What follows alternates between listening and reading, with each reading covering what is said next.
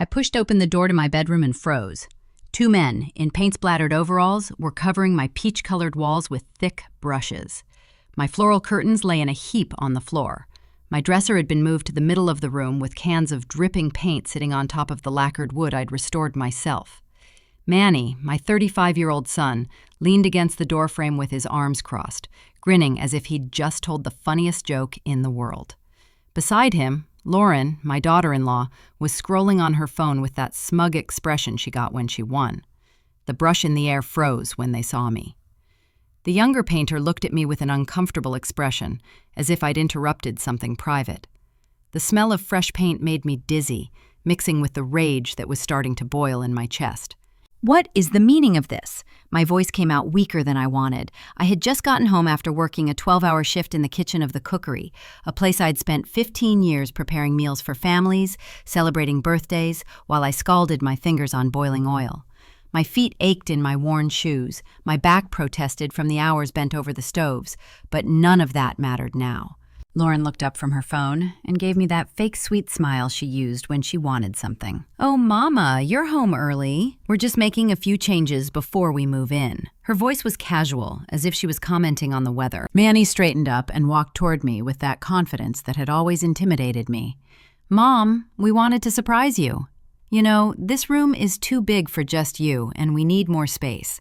The kids are growing, and our apartment is just too small." My legs started to tremble. 20 years working in that hellish kitchen to save every single dollar that would let me buy this house.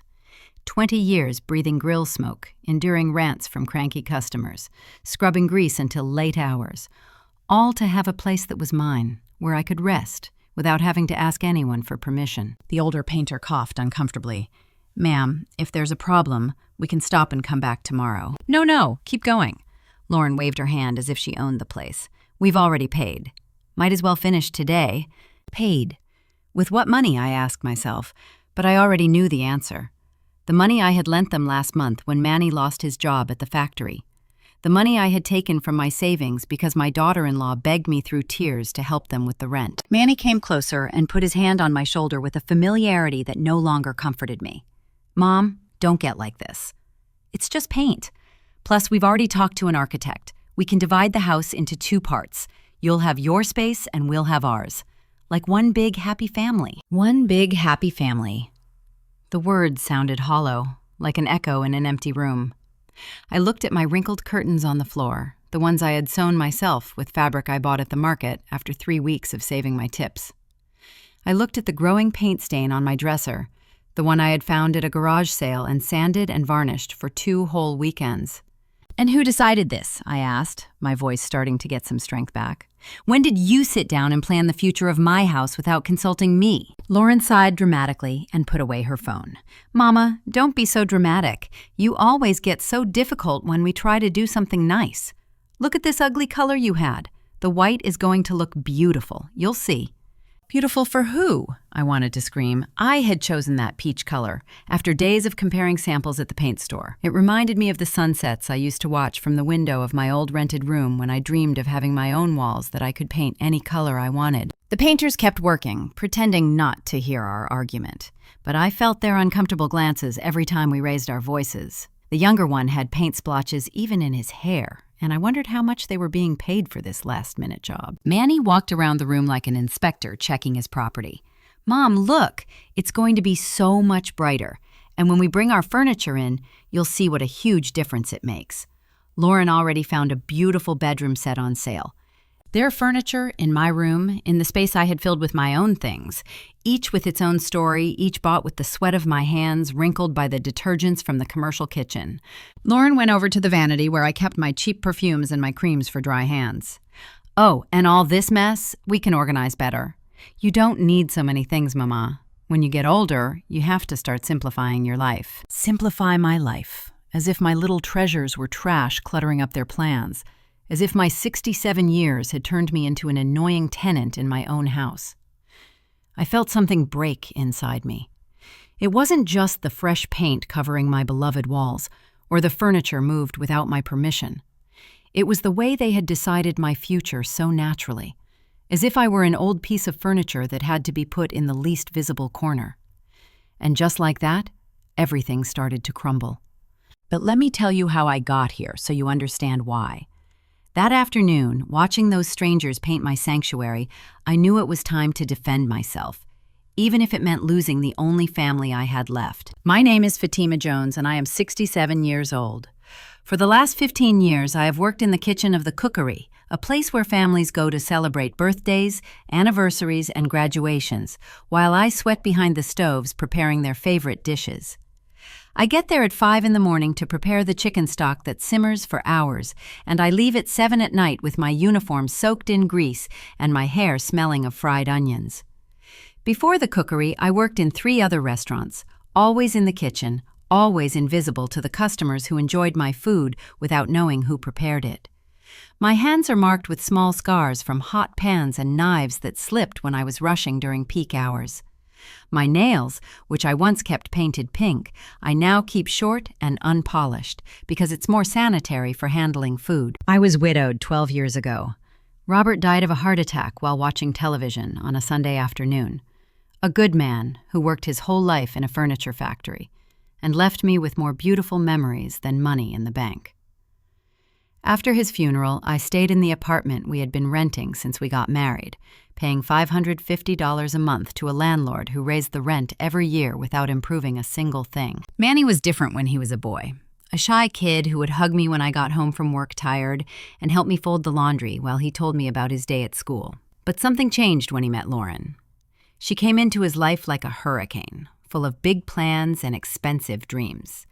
She talked about trips to Europe, new cars, and houses in fancy neighborhoods where important people lived. At first, I thought it was good that my son had an ambitious woman beside him. Robert had always been content, happy with little, and I was afraid Manny had inherited that same tranquility that was sometimes confused with a lack of ambition. But I soon discovered that Lauren's dreams came with a price that others had to pay. When they got married, I lent them $1,000 for the party. Money I had saved, penny by penny, keeping it in a cookie tin because I didn't trust banks. They promised to pay me back in 6 months.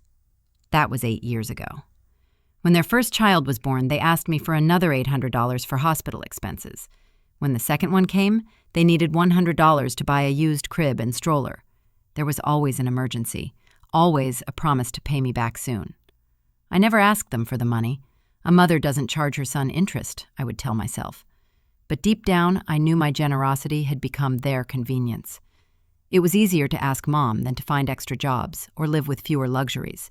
Working in a restaurant teaches you to be strong. When the chef yells at you because a dish took 2 extra minutes, when the servers blame you because a customer complained about the temperature of the soup, when your swollen feet are begging for a break, but you have 5 hours left in your shift. You learn that no one is going to defend you if you don't defend yourself first. You also learn the value of money.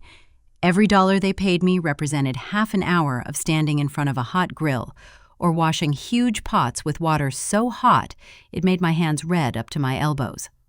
That's why I saved everything I could. A few dollars from weekend tips when I worked overtime on holidays. $50 when the restaurant had a special event and we got bonuses. I lived on the bare minimum. Secondhand clothes, simple food I cooked at home, entertainment limited to free television shows. On Sundays, my only day off, I would walk around the flea market looking for useful and cheap things.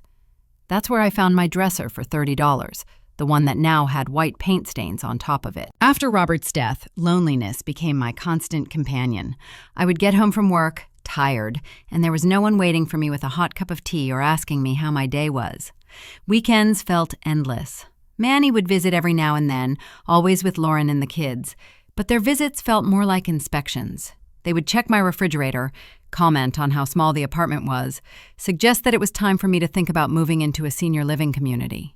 A senior living community, as if being 67 years old had automatically turned me into someone incapable of making my own decisions. As if working 40 hours a week in a commercial kitchen was something a frail or senile person would do. Lauren had a special way of making me feel old and out of date. She would talk about phone apps I didn't understand, trendy places she had eaten, important people she had met at Manny's job. She always ended her stories with a condescending smile and a pat on my hand. "Oh, Mama, what would you know about these modern things?" But I knew things she didn't know. I knew how to make a $1,200 a month paycheck last for 30 whole days. I knew how to get tough stains out of clothes and how to repair broken appliances with patience and ingenuity. I knew how to work 12 hours straight without complaining and how to save money, even when it seemed impossible. For years, my dream had been to own my own home. Not something big or luxurious, just a place where I could paint the walls any color I wanted, where I could plant flowers in the garden, where I could invite my friends from work over for coffee without asking a landlord for permission. A place that was completely mine, where no one could tell me they were raising the rent or that I had to move out. That dream became more urgent after the new owner of my building decided to renovate all the apartments. We had 3 months to vacate or accept a rent increase of $200 a month. For me, that $200 represented the difference between living with dignity and counting every penny to make it to the end of the month. It was then that I made the decision that would change everything. For 30 years, I had been secretly saving money. Not just the money Manny and Lauren knew I had, but other money. Money I had saved, coin by coin, bill by bill, hidden in places no one else knew about. Under the mattress was a plastic bag with $1 bills. Inside an empty coffee can at the bottom of the closet, I kept all the extra weekend tips. In the hem of my Sunday best dress, the one I wore for special occasions, I had sewn $500 in $50 bills. When I counted it all, I had $3,800, a fortune for someone who earned $200 a week, money that represented years of not buying myself new shoes, of cooking at home instead of ordering out, of walking instead of taking the bus when the weather allowed. Every bill had a story of sacrifice behind it. The day I decided to look for a house was a Tuesday morning. I had woken up with a strange determination, as if something inside me had awakened after years of being asleep. I got dressed in my best clothes, counted my money one more time, and went out to tour neighborhoods where houses were within my budget. The first house I saw was in a quiet neighborhood 40 minutes by bus from the restaurant.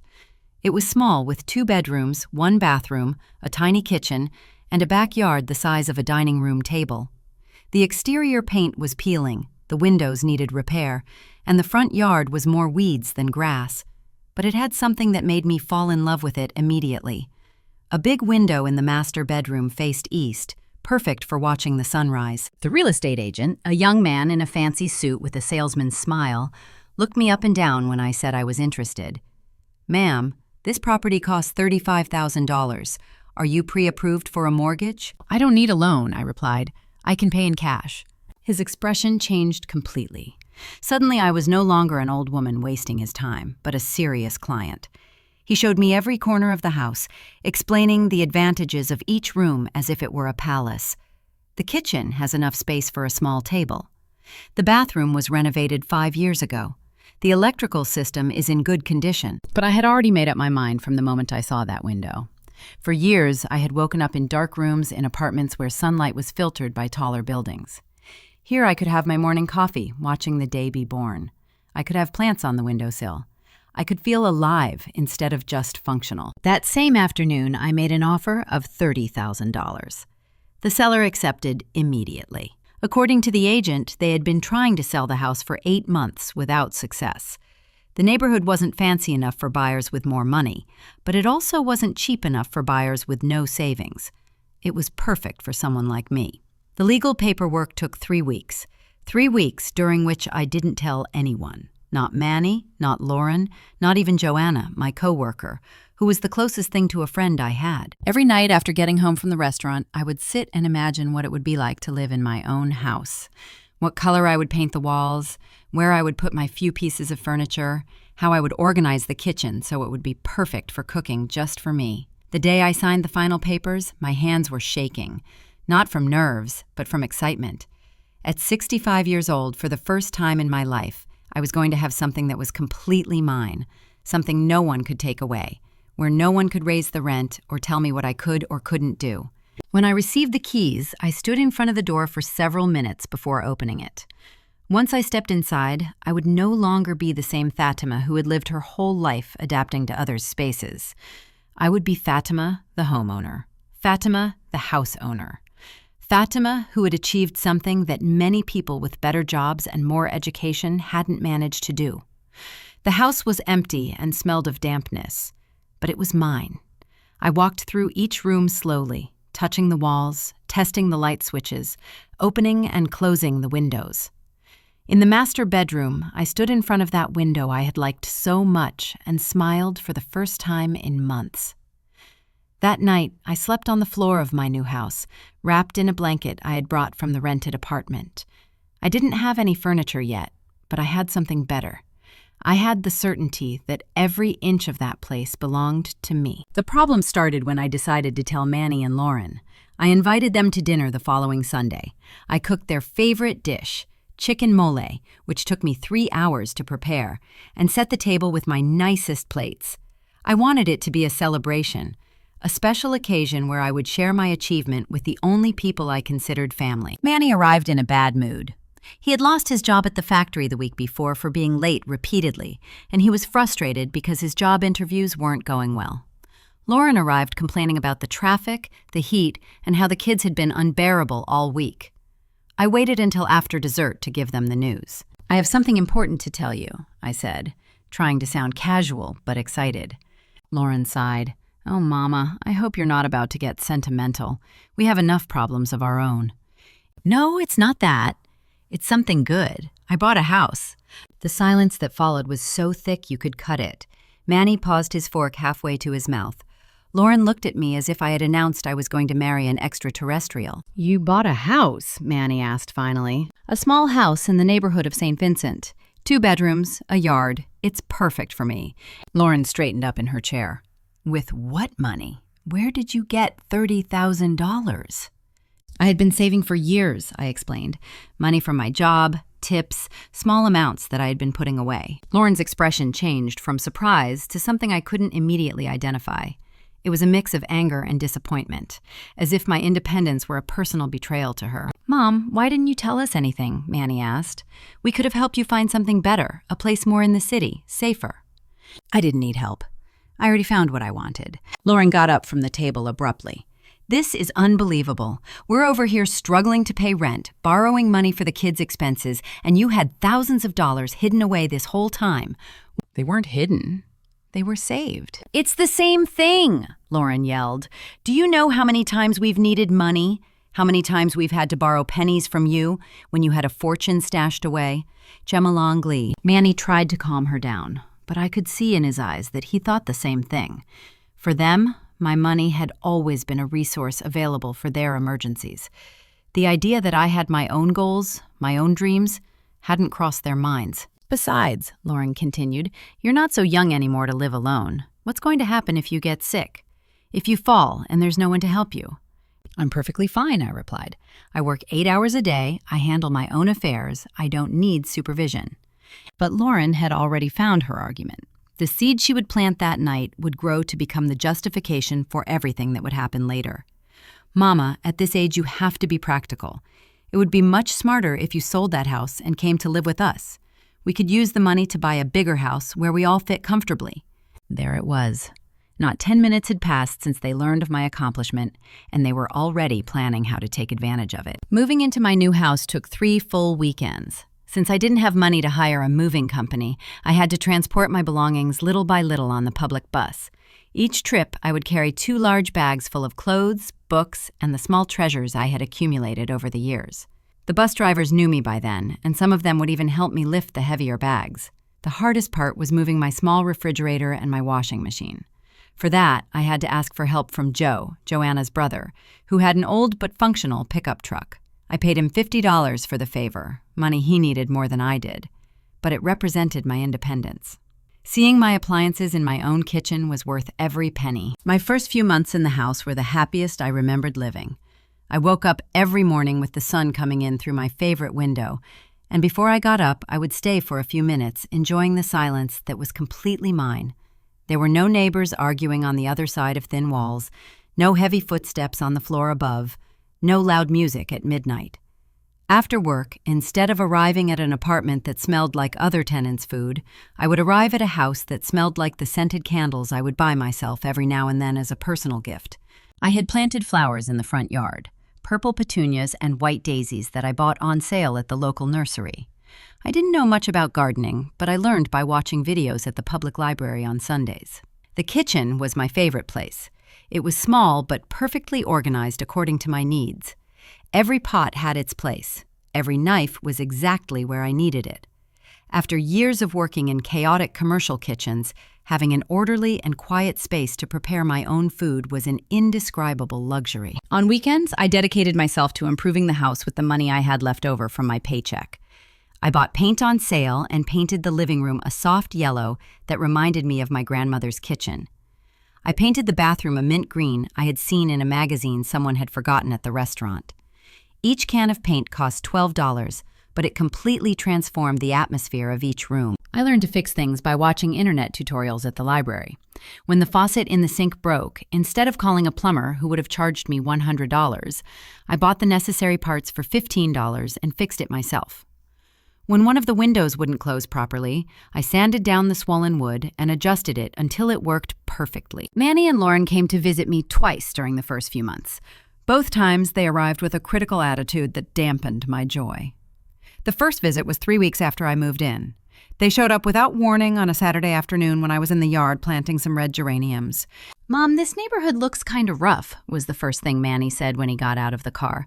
"There are houses with broken fences and some of the yards are full of weeds." Lauren walked through the house with a look of disgust, touching the freshly painted walls as if they were made of cardboard. "This kitchen is way too small. Where are you going to put your stuff when you have guests? And this bathroom needs a complete renovation. The tile looks so old." I liked my bathroom. The tile was from the 70s, but it was in perfect condition, and I had cleaned it until it shined. The towels I had bought on sale matched the green of the walls perfectly. The second visit was worse. They arrived during a heavy rain and found a small leak in the ceiling of the guest bedroom. Instead of offering to help me fix it, Lauren took the opportunity to make a list of everything that was wrong with the house. "Look at this, Mama.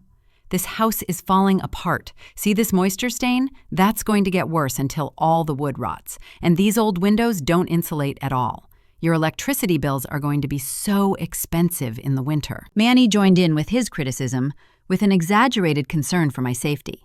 "Mom, this neighborhood isn't safe for an older woman living alone. The house on the corner has broken windows and there are abandoned cars on some of the streets. What are you going to do if there are burglars?" "Those are the same worries I would have anywhere," I replied. "And here, at least, I own my space." But their words planted a seed of doubt that grew every time I heard a strange noise at night. Every time I saw a neighbor who had left trash in their yard. Every time I had to repair something else in the house. The maintenance expenses were constant but manageable.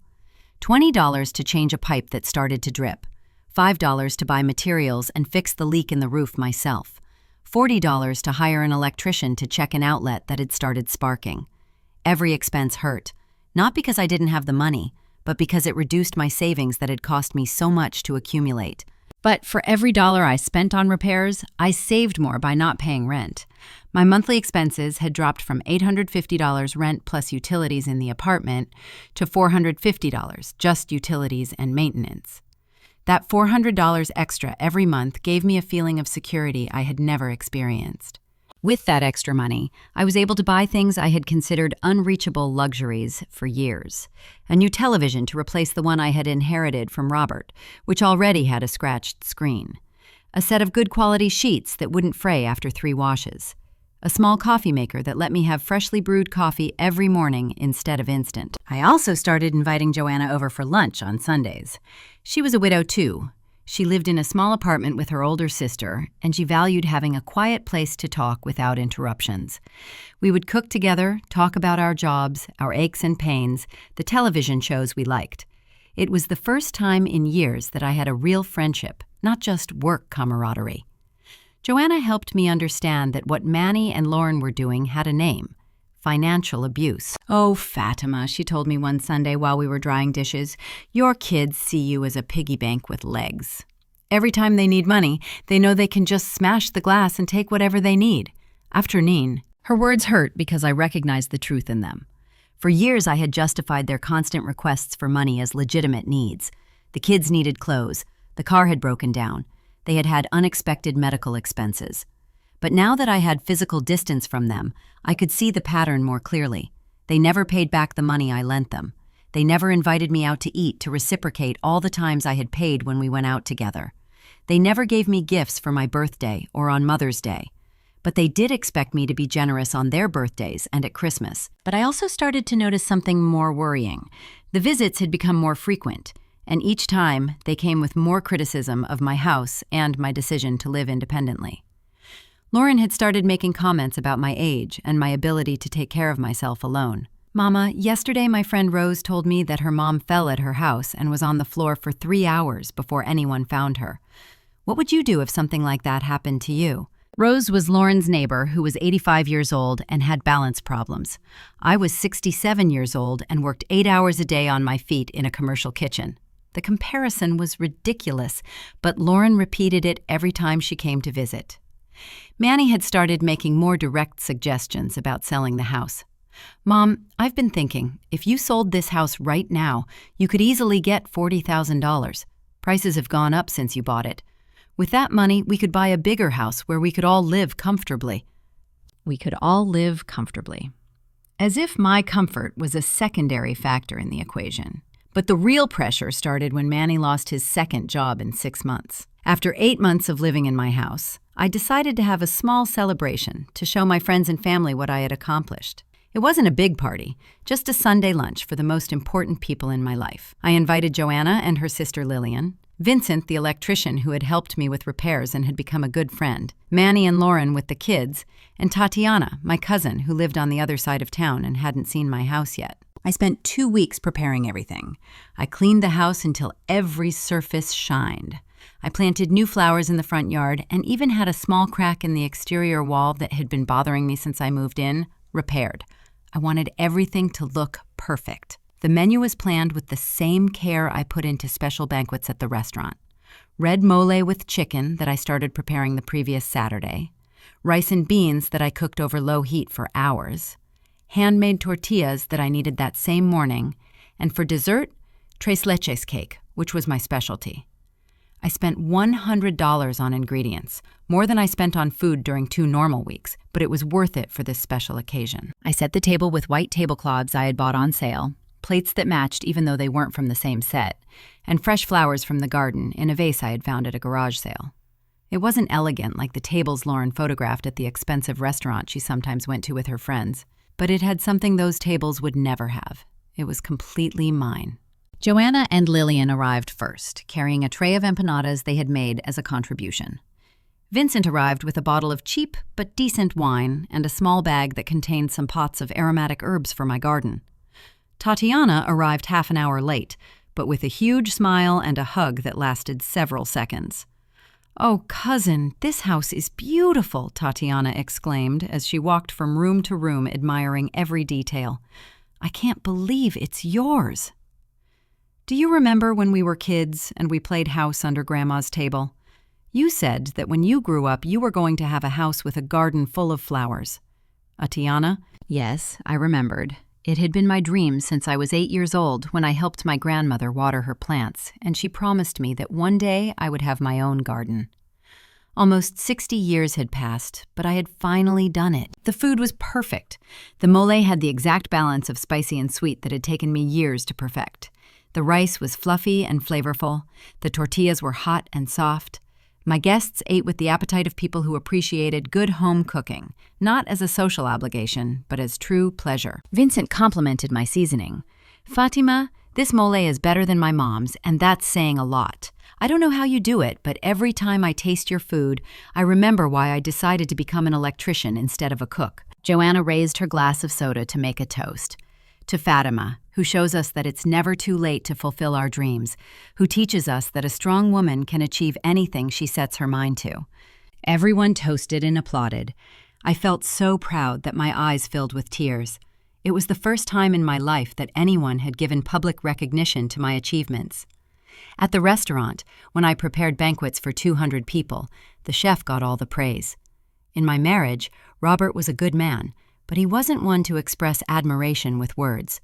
This moment of celebration was completely new to me. Manny and Lauren arrived an hour late when we had already finished the main course and were serving the dessert. They came in with a quick apology about the traffic and sat in the chairs I had saved for them, but their cold attitude contrasted with the warm atmosphere we had created. Lauren greeted everyone with forced smiles and superficial comments about how pretty the table looked. But I knew her well enough to notice the critical glances she was giving every detail. The way she touched the tablecloths as if evaluating their quality. How she checked the plates as if looking for flaws. How she looked at the vase with flowers from the garden with an expression that suggested she found them common. Manny ate in silence, responding with monosyllables when someone asked him questions about his job or the kids. The kids, who had arrived restless after the car ride, ran around the house touching everything without their parents setting any limits. Tatiana, who didn't know Manny and Lauren well, tried to include them in the conversation. "You must be so proud of Fatima. Not everyone has the determination to save so much money and buy their own house at 65. Lauren smiled with that fake smile she used when she wanted to seem nice, but she was annoyed. Yes, of course, although we would have preferred she consulted us before making such an important decision. At this age, living alone can be dangerous. The comment fell like a stone in the middle of the celebration. Vincent, who knew very well my ability to take care of myself alone after seeing how I fix things in my house, frowned. "Excuse me, but Fatima is one of the most independent people I know. She works more hours than most people half her age." Lauren straightened up in her chair, interpreting Vincent's words as a challenge. "Well, you don't know the whole situation. We're the family. We know what's best for her." Joanna put her fork down on the plate with more force than necessary. "And what's best for her, according to you? That she live in a place where she has support, where she's not alone if something happens. This house is way out here in a neighborhood that isn't the safest. And possible." Lillian, who was a straightforward woman and had no patience for diplomacy, intervened. "Excuse me, but Fatima seems perfectly capable of making her own decisions, and from what I can see, this house is in excellent condition." Manny finally spoke, but his words were worse than his silence. "The thing is, you guys don't understand the full situation. My mom spent all her savings on this house, money she could have used to secure her future. If she gets sick, if she needs special care, what is she going to pay with?" "I have health insurance," I replied, feeling my joy evaporating like water in a hot pan. "And I have a job. I'm not an invalid." But Lauren had already found her rhythm. "Mama, don't be offended, but you're not at an age to be lifting heavy pots and working on your feet for hours. One of these days, you're going to get hurt, and then what are we going to do?" Vincent got up from the table, clearly uncomfortable with the direction the conversation had taken. "Fatima, thank you so much for the food and the hospitality. Everything was delicious, but I think it's time for me to go. Vincent." Tatiana also got up, but before she left, she came close and whispered in my ear, "Cousin, don't let anyone take what you worked so hard to get. This house is yours, and your life is yours." Joanna and Lillian left soon after, but before they went out the door, Joanna squeezed my hand tightly. "If you need anything at all, you call me. You're not alone in this." Lydia. When it was just Manny, Lauren, the kids, and me, the atmosphere became heavy like a storm cloud. Lauren got up to wash the dishes without me asking her to, but she did it with rough movements that made her bad mood clear. "Mom, we need to talk," Manny said, when the kids went out to the yard to play. I sat on my favorite couch, the one I had bought on a 3-month payment plan, and waited to hear what they had to say. Lauren dried her hands and sat down in front of me with her arms crossed. "Mama, let's be honest. This situation can't go on like this." "What situation?" You living alone, spending money on a house that's too big for your needs while we're struggling to make ends meet." There it was. The real reason for their annoyance wasn't my safety or my well-being. It was that I had something they wanted and couldn't have. Manny came closer and sat on the arm of my chair, using that physical proximity that he knew made me uncomfortable to pressure me. "Mom, we've been thinking, what if we sell this house and buy a bigger one, where we can all live comfortably? You would have your own room, but you would have company, and we could help you with the expenses and maintenance. Sell as if the house belonged to the 3 of us instead of just me." "I don't want to sell my house," I said in the firmest voice I could. Lauren sighed with exaggeration. "Mama, be practical. With what this house is worth, plus what we can contribute, we could buy something much better in a nicer, safer neighborhood." "This house is perfect for me. Haiva." "But not for us," Lauren murmured so low I barely heard her. That night, after they left, I sat in my garden and thought about what had happened. My moment of celebration had been ruined by the greed of the two people who were supposed to love me most in the world. But I had also learned something valuable. I had true friends who respected my decisions and valued my independence. The war had just begun. 3 weeks after the lunch, Manny lost his job at the insurance company. It was the third job he had lost in 2 years, always for the same reason: tardiness, unjustified absences, and an attitude his bosses described as unprofessional. But according to him, all his bosses had been unfair. All his coworkers were envious of him, and the world was conspiring against him. The call came on a Tuesday night when I had just gotten home from the restaurant and was soaking my swollen feet in warm salt water. Manny sounded desperate on the phone, like a child who had broken something valuable and needed his mom to fix it. "Mom, I got fired from work today. My boss said it was because I was late 3 times this month, but it's not fair. The traffic is impossible, and besides, I'm having problems with the car." "What are you going to do now?" I asked, even though I already knew where the conversation was going. "I don't know, Mom. I have to pay rent next week, and I don't have anything. The kids need school supplies, and Lauren says that if we don't pay soon, they're going to kick us out of the apartment." I felt that familiar knot in my stomach, that mix of guilt and resentment I always got when Manny had money problems. As a mother, my instinct was to protect him, help him, solve his problems. But as a woman who had worked her whole life to get stability, it bothered me that at 35 years old, he still expected me to be his financial lifeline. "Manny, you need to find another job quickly. There are a lot of places that are hiring." "I know, Mom, but in the meantime, I need help. Can you lend me money for the rent? It's $800. I'll pay you back as soon as I find a job." $800. Almost 2 months of my house maintenance expenses. Money I had sweated for during a full week of work at the restaurant, waking up at 5 in the morning and getting home at 8 at night with burned hands and an aching back. "Manny, I've already lent you a lot of money this year. You need to learn to manage your expenses." "Mom, please. It's an emergency. Do you want my kids to be left on the street?" The emotional manipulation that always worked. The grandmother guilt that couldn't stand the idea of her grandchildren suffering for their parents' mistakes. But this time, sitting in my own house, surrounded by things I had bought with my own effort, something inside me rebelled. Your children are not going to be left on the street. You are going to find a way to solve your problem like the adult you are. The silence on the other end of the line lasted for several seconds. When Manny spoke again, his voice had a tone I had never heard before, cold and calculating. "Okay, Mom. I get it. I see what your priorities are now." "What do you mean by that?" "That ever since you bought that house, you've become selfish. Before, you always helped us when we needed it. But now that you have your little palace, you've forgotten you have family." The words hurt like a slap. Selfish for wanting to keep the money I had earned with my work. Selfish for having fulfilled a dream that had taken me decades to achieve. Selfish for not wanting to continue being the personal bank for my grown children. "I'm not selfish, Manny. I'm a woman who worked her whole life to have a little security in her old age." "Mom, you're 67 years old. What do you need so much money for? What do you need such a big house for? It would be so much smarter for you to come live with us and sell that house. With that money, we could buy something better for everyone." There it was again. The same proposal they had been making since I bought the house, but now with more urgency because they needed money immediately. "I'm not going to sell my house, Manny. But you're spending it all on silly things. Yesterday, Lauren told me she saw you bought new plants for the garden. What good are plants when your son doesn't have a job?" What good were plants? As if beauty, joy, the pride of owning something weren't good for anything. As if the only purpose of my money was to solve the problems they created with their bad decisions. "My plants cost $10. Your rent costs $800. It's not the same." The conversation ended with Manny hanging up on me, something he had never done before.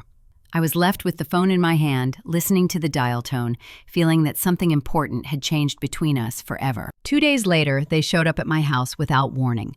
It was Friday afternoon. I had just gotten home from work and was changing my uniform when I heard a knock at the door. I thought it was Vincent, who sometimes came by to see if I needed help with anything. But when I opened it, I found Manny, Lauren, and the 2 kids standing on my porch. "Surprise," Lauren said with a smile that didn't reach her eyes.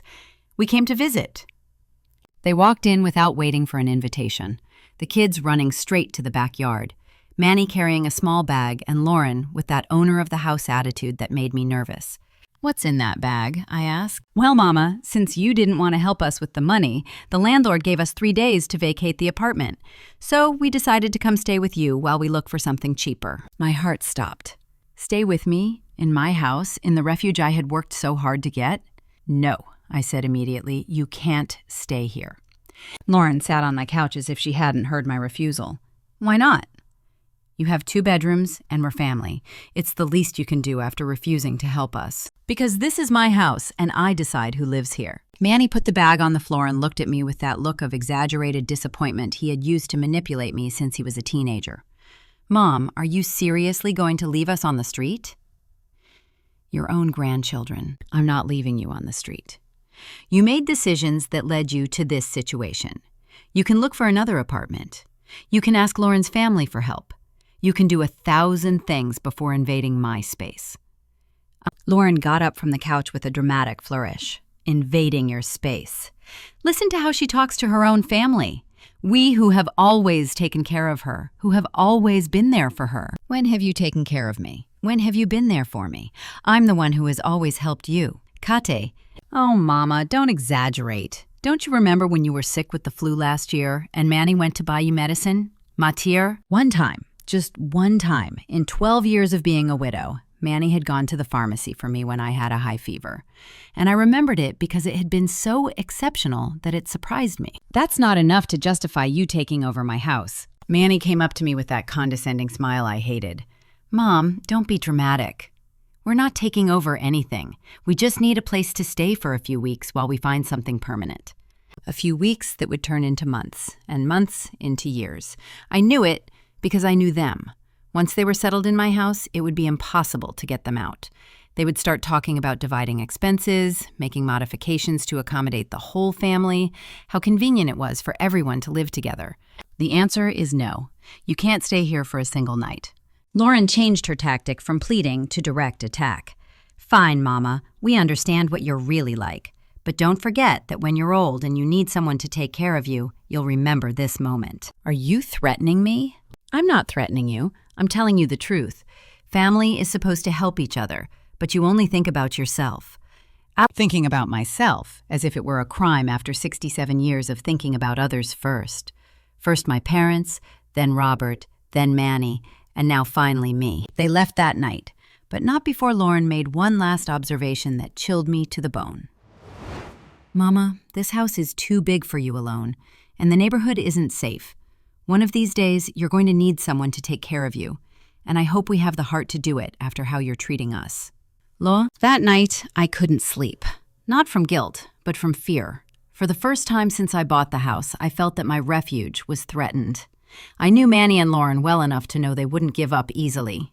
If they couldn't get my money with tears, they would try with pressure. If they couldn't convince me with words, they would look for other ways. I got up several times to check that all the doors were locked. The war had officially begun. The first sign that something was wrong was the sound of keys in my lock on the Saturday morning. I was in the kitchen making coffee when I heard that familiar metallic jingle, followed by the familiar sound of my front door opening. But it was impossible. I had the only keys to my house. I came out of the kitchen with the coffee cup in my hand, expecting to find a neighbor with an emergency, or maybe Vincent, who had come to check on something.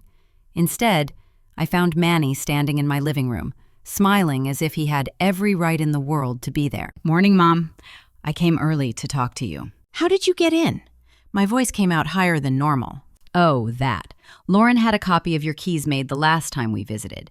She said it was for safety in case something happened to you and we needed to get in." I stood there, frozen, the coffee cup trembling in my hands. They had violated my privacy in the most basic way possible. They had taken my keys and my permission.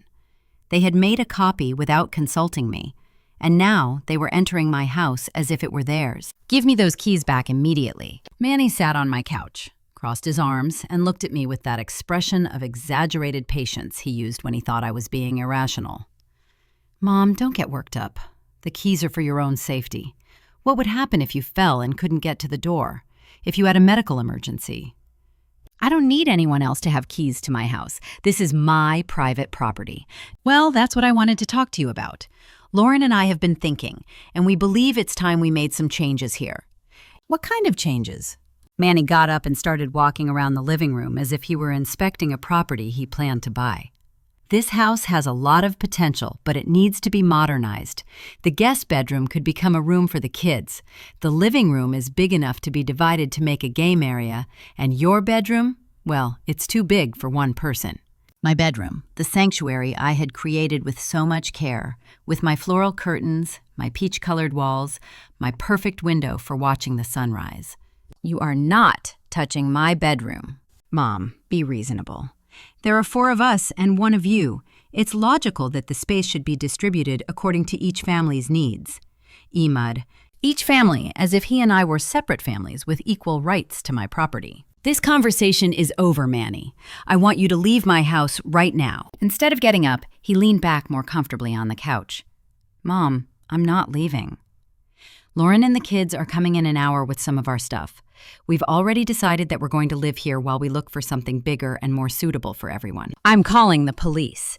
Manny laughed, but it wasn't a happy laugh. It was the laugh of someone who knew something I didn't. And what are you going to tell them?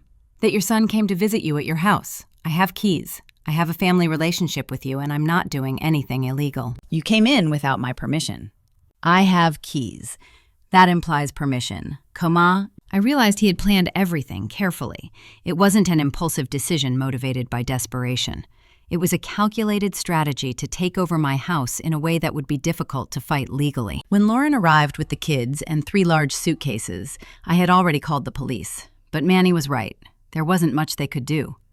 The officer who came, a young man who seemed uncomfortable with the whole situation, explained that family property disputes were complicated. Ma'am, I understand your frustration, but your son has keys to the house and says you gave them permission to stay. Unless you have some document that proves otherwise, this is considered a civil conflict, not a criminal one. Document? What document would I have? Who imagines they need a written contract to prevent their own family from invading their house? Lauren had settled into my kitchen and was preparing food as if she were the owner. The kids were running all over the house, touching my things, moving my furniture, treating my space as if it were a theme park. Manny had brought his big television into the living room and was connecting it without asking me if he could move my small television. That first night, I slept with my bedroom door locked, listening to strange noises in my own house. Low conversations in the living room, footsteps in the hallway, the sound of the television late into the night. My refuge had become a guest house where I was the only one who hadn't chosen to be there. On the second day, I came home from work to find they had moved all my living room furniture. My favorite couch was pushed into a corner against the window. My coffee table had been replaced by a bigger one they had brought, and my plants had been moved to the backyard to make more space. On the third day, Lauren had completely reorganized my kitchen. My pots were stored in cabinets I couldn't reach without climbing on a chair. My spices had been replaced by more expensive brands she preferred. My coffee maker had disappeared, replaced by a complicated espresso machine I didn't know how to use. On the 4th day, I found painters in my bedroom. When I got there and saw those men covering my peach-colored walls with white paint, something inside me broke for good. It wasn't just the paint. It was the sheer arrogance of thinking they could change my most intimate space without even consulting me. Manny explained the situation as if he were doing something perfectly reasonable. Mom, we decided this room is too big for you. The kids need more space, and besides, this is going to be the master bedroom of the house. You can use the small bedroom, which is more appropriate for your needs anyway. The small bedroom was what they had called the guest room. It didn't have the big window I liked so much. It didn't have the spacious closet where I kept my clothes. It didn't have the connection to the main bathroom that made my mornings easier when I was rushing to get to work. Lauren came in with a triumphant smile. Mama, you're going to see what a beautiful change this is. This white is going to make the room look bigger and more modern, and we've already ordered new furniture, a whole bedroom set that's going to look amazing. With what money did you buy furniture? Manny exchanged a glance with Lauren before answering. Well, since we all live here now, we thought it was logical to use part of your savings for improvements that benefit the whole family. My savings. They had found my money. Somehow during those 4 days they had discovered where I kept my emergency reserves and had decided it was family money. How much did you take? Just $2,000 for the bedroom furniture and some improvements for the house. Don't worry, it's an investment. When we sell the house, it's going to be worth much more. When we sell the house. It was no longer if they would sell the house, but when. That night, after the humiliation of finding painters in my bedroom, after discovering they had stolen my money, after seeing how they had turned my home into their personal project, I made a decision. I wasn't going to let this continue. I sat in what they had designated as my new room and took out my phone. First, I called Vincent to ask him for the name of the lawyer he had used when he bought his house. Then, I called the bank to report unauthorized access to my accounts. Finally, I looked in the directory for the number of a locksmith who worked 24-hour emergency service. If they wanted a war, they were going to get one. But they didn't know who they were messing with. A woman who had worked for decades in kitchens where men thought they could intimidate her, where shouting bosses thought they could trample her, where every day was a battle to maintain dignity and respect. A woman who had learned that sometimes you have to fight for what is yours, no matter if the enemy is your own flesh and blood. The white paint was dripping onto my lacquered dresser, but it no longer hurt me to see it. It was evidence, proof of how far they were willing to go to steal what had cost me so much to get. Tomorrow, I was going to show them they had gravely underestimated Fatima Jones. That night, I waited until the whole house was silent. I listened as Manny and Lauren stopped whispering in what they now considered their bedroom. I waited for the children to fall asleep in the living room where they had put inflatable mattresses. When all that could be heard was the ticking of the kitchen clock, I came out of my small bedroom with my shoes in my hand. For the last 4 nights, I had been observing and documenting everything. Every change they made without my permission, everything they moved, every decision they made as if they were the owners. I had taken photos with my old phone, photos that showed my belongings pushed into a corner, my plants thrown into the yard, the fresh paint covering my beloved walls. I left the house through the back door, the one that led to the garden where I had planted my flowers with so much love. The locksmith had told me he would arrive at 5 in the morning, an hour before I had to leave for work. Everything had to be ready before Manny and Lauren woke up. At 5 o'clock sharp, an older man in a small truck arrived without making a sound. Vincent had recommended his brother-in-law, Mark, someone trustworthy who understood delicate situations. I explained the situation to him while he examined my locks. "Ma'am Fatima, this is more common than you can imagine. Families that take advantage of older people thinking they won't defend themselves, but you are doing the right thing." Mark worked quickly and silently. He changed the front door lock, the lock on the garden gate, and even put a new latch on the back door. He gave me 3 sets of new keys, one for me, one spare to hide in a safety deposit box that Vincent would keep, and one more that I would keep in my work bag. When Mark left, I went to work as if it were a normal day. But during my whole shift at the restaurant, my heart was beating so hard I thought everyone could hear it. I knew that in a few hours, Manny and Lauren would discover they could no longer get into my house. The moment came at 2 o'clock in the afternoon. I was preparing vegetables for the dinner rush when my phone started to ring. Manny. I let it ring until it stopped. It rang again immediately. This time, Lauren. I didn't answer that either. The text messages started coming in one after another. "Mom, why did you change the locks?" "Mama, this is ridiculous. Open the door." Mom, we have all our stuff inside. The kids need their toys. "This is kidnapping. We're going to call the police." The chef noticed I was distracted and asked me if I felt okay. I told him I was having some family problems, but that I could keep working. I needed to maintain my normal routine to show that I was still the same responsible, hardworking Fatima I had always been. At 3:30, a message came that made me smile for the first time in days. The police said that since it's your house, you can change the locks whenever you want. Perfect. Everything was going according to my plan. When I got home that afternoon, I found the whole family sitting on my front porch. The kids were playing on electronic tablets. Manny was pacing back and forth, talking on the phone, and Lauren was looking at me with a rage that could have set my garden on fire. "Mom, open that door immediately," Manny yelled as soon as he saw me. "No."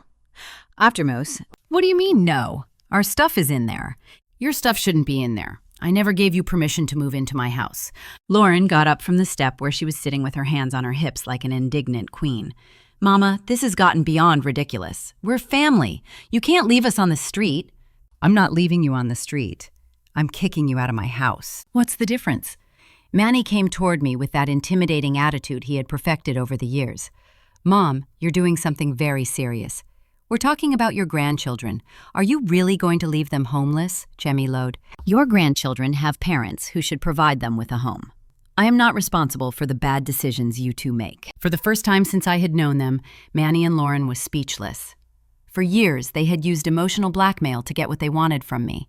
But now they realized that tactic had lost its power. Vincent arrived in his truck at the perfect moment. I had spoken with him that morning and asked him to come for moral support, but also to be a witness to everything that happened. Afternoon, Fatima. Everything okay here? His presence immediately changed the dynamic. Manny and Lauren couldn't act like the owners of the situation when there was an external witness watching. Lauren tried to win Vincent's sympathy. Oh, Mr. Vincent, I hope you can talk to my mother-in-law. She's been acting so weird since she bought this house. She kicked us out of the house without warning, and now she won't open the door for us. Vincent looked at me with a small smile. Ma'am Fatima, did these young people have a rental agreement with you? No, I never gave them permission to live here. Then I don't see the problem. This is your property, and you decide who lives here. Manny was getting more and more desperate. His plan to gradually take over my house was crumbling, and he didn't know how to regain control. Mr. Vincent, you don't understand the situation. My mom is alone. At her age, she shouldn't live without family nearby. We just want to take care of her. Vincent, who had known independent older people his whole life, including his own mother who lived alone until she was 85, didn't buy that story. Young man, your mom seems perfectly capable of taking care of herself. She works more hours than a lot of people half her age.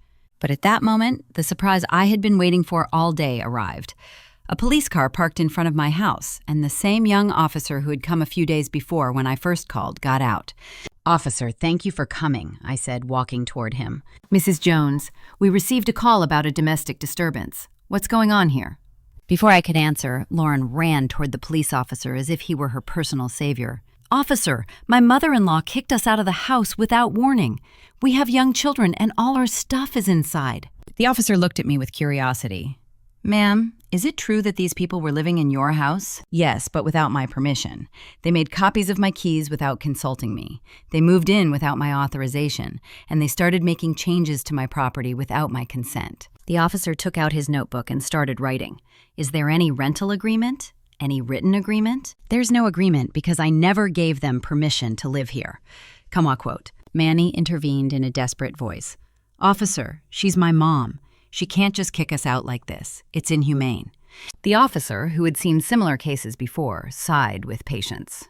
Sir, the fact that she is your mother doesn't give you automatic rights to her property. If she is the legal owner of the house and there is no rental agreement, she can decide who lives there. But our stuff is inside, Lauren insisted. Your stuff can be collected under supervision, I explained to the officer. I have no problem with that. I just don't want them to come back to live here. The officer nodded. That seems reasonable, Mrs. Jones. Would you be willing to let them in to collect their belongings and I will supervise? Of course, Khair. And that's how, an hour later, I watched as they took all the things they had brought to take over my space out of my house. The new furniture they had bought with my money, the big television, the suitcases with clothes, the kids' toys, everything came out the same door through which it had entered without my permission. When they were done, Lauren looked at me with a mixture of hatred and desperation. Mama, you're going to regret this. When you're old and you're alone, you're going to remember how you treated us. I'm already old, Lauren, and I prefer to be alone than in bad company. Manny made one last attempt at emotional manipulation. Mom, are you really going to choose a house over your family? I'm not choosing a house over my family. I'm choosing my dignity over abuse. They left that night, but I knew this wasn't over. I knew Manny and Lauren well enough to know they would look for another way to get what they wanted. I was not mistaken. The revenge would come in the morning. The next morning dawned with the sound I had dreaded most, loud knocking on my front door. It was 6:30. I was just getting dressed for work when I heard authoritarian voices on the other side of the door. Police, open the door, please. My heart stopped. It wasn't the young officer who had come the day before. They were different voices, more serious, more official. I put on a robe over my restaurant uniform and opened the door with trembling hands. 2 officers showed me a search warrant. Mrs. Jones, we have a search warrant. We have received complaints that you are illegally retaining belongings that do not belong to you. What belongings? The officers came in without waiting for more explanations. One of them was carrying a detailed list on a sheet of paper. According to the complaint, you have in your possession furniture, cash, and important documents that belong to Manny Jones and Lauren Smith. Behind the police came Manny and Lauren, both with poorly disguised expressions of triumph. Lauren was carrying a folder full of papers, as if she had been preparing for this moment for weeks. "Officer, I explained to your colleague yesterday that they moved into my house without my permission. I don't have anything that belongs to them." Manny went up to the main officer with the convincing attitude of a victim. "Officer, my mom is confused. She asked us to come live with her because she felt lonely and was afraid to live alone. We brought our furniture, our clothes, and we even contributed money for improvements to the house." "That's a lie," I said immediately. Lauren opened her folder and pulled out several papers. "Officer, here I have receipts for the furniture we bought for this house. I also have text messages where my mother-in-law asks us to come live with her." My blood ran cold. Text messages I had never sent. Receipts for furniture they had bought with my stolen money. They had fabricated false evidence to support their story. The officer examined the documents Lauren had given him. "Mrs. Jones, these messages appear to be from your phone number. In one of them, you literally say, 'Manny, come live with me. This house is too big for me alone.' I never sent those messages. I don't know how they faked them, but I never wrote that." Manny intervened in a sad, worried voice. "Officer, my mom has been acting very strange lately. She forgets things. She says she didn't do things she did. We're worried about her mental health." Mental health. There was the new strategy. If they couldn't get my house through financial means, they were going to try to have me declared mentally incompetent. "Officer, I work 40 hours a week in a restaurant. I manage my own finances. I pay my bills. I maintain my house. There's nothing wrong with my mental health."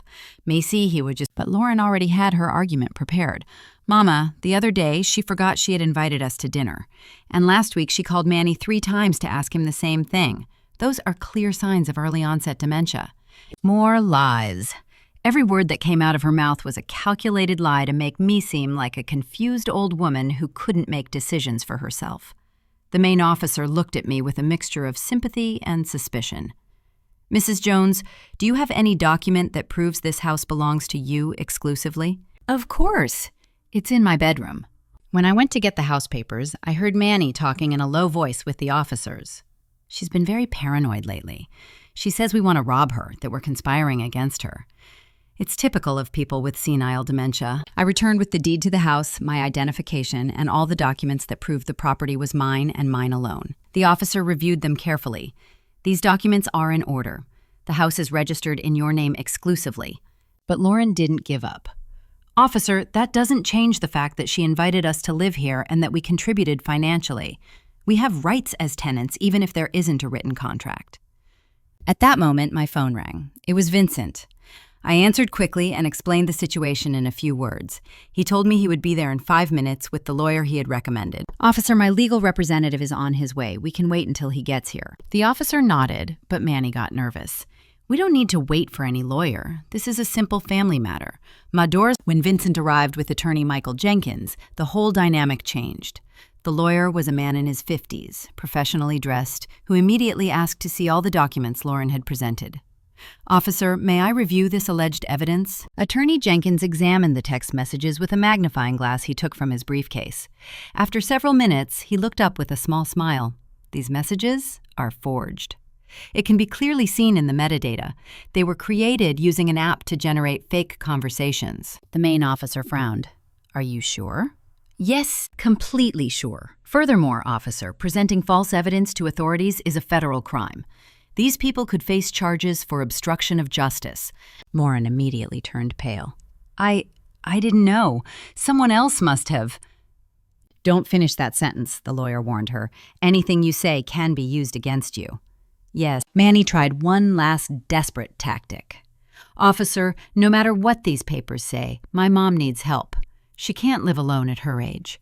Attorney Jenkins addressed Manny directly in a firm voice. "Young man, your mother is a competent adult who has the right to make her own decisions about where and how to live. The fact that you don't like those decisions doesn't give you the right to fabricate false evidence or invade her property." The main officer closed his notebook and addressed Manny and Lauren. "Based on what I've seen here, you have no legal rights to this property. The text messages are forged. There is no valid rental agreement, and Mrs. Jones is clearly competent to make her own decisions. But officer, Lauren protested, "Ma'am, if you continue to harass Mrs. Jones or try to enter her property without permission, you will face charges for trespassing. Is that clear?" Manny and Lauren left my house that morning, defeated and humiliated. But before he left, Manny looked at me with a coldness I had never seen in his eyes. "Mom, you won this battle, but you're all alone now." Completely alone. His words were designed to hurt me, to make me feel guilty for having chosen my dignity over their manipulation. But for the first time in my life, loneliness didn't scare me. I'm not alone, Manny. I have true friends, a job that satisfies me, and a house that is completely mine. I have my self-respect, which I almost lost trying to please you two. After they left, Attorney Jenkins helped me understand my legal options. I could press charges against them for the fake messages, for the money they had taken from my savings, and for invading my property. I decided not to, but I asked him to prepare a restraining order that would prevent them from coming near my house. That afternoon, when I got home from work, I found my house exactly as I had left it, in silence, at peace, completely mine. I sat in my garden with a cup of coffee, looking at the flowers I had planted with my own hands, breathing the air of my own space. For the first time in months, I wasn't afraid that someone would come in without permission. I didn't have to listen to criticism about my decisions. I didn't have to justify my expenses or my dreams. Joanna came to visit me that night. She sat with me in the garden and asked me how I felt. "Free," I replied. "For the first time in my life, I feel completely free." I learned something important in these months of battle. Sometimes choosing your own happiness means disappointing the people you love. Sometimes defending your dignity means cutting ties with family who sees you as a resource rather than a person. Sometimes chosen loneliness is better than toxic company. I still work at the restaurant. I still take care of my garden. I still live in my small but perfect house. Manny and Lauren have not contacted me again. And that's okay. Maybe someday, when they learn to respect me as the independent person I am, we can rebuild a relationship. But it will be on my terms, not theirs. In the meantime, I am 67 years old. I have my own home, true friends, and the peace that comes from knowing that no one can take away what I worked so hard to get. Sometimes silence is the most powerful justice of all. Did you like my story? And which city are you listening from? Let's meet in the comments. If you like the story, you can support me by sending a super thanks so I can keep bringing more stories like this. Thank you so much for your sweet support. I'm looking forward to your comments on the story. On the screen, you can see 2 new life stories that I highly recommend. There's so much more on my channel. Don't forget to subscribe. See you in the next life story. With love and respect.